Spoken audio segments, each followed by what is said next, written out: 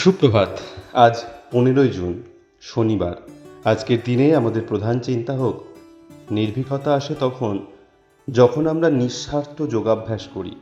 আজকের দিনে আমাদের ঈশ্বরের কাছে এই প্রার্থনা হোক, হে প্রভু, তোমার পূর্ণ সত্তার সঙ্গে আমাকে আরও ঘনিষ্ঠ হইতে দাও।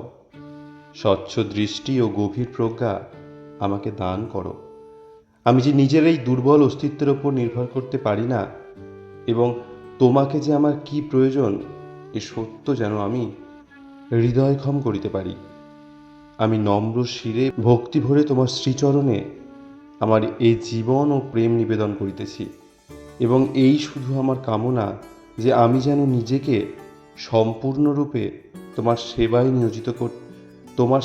নিয়োজিত করিয়া শক্তি লাভ করিতে পারি। আজকের দিনটি আপনাদের খুব ভালো কাটুক।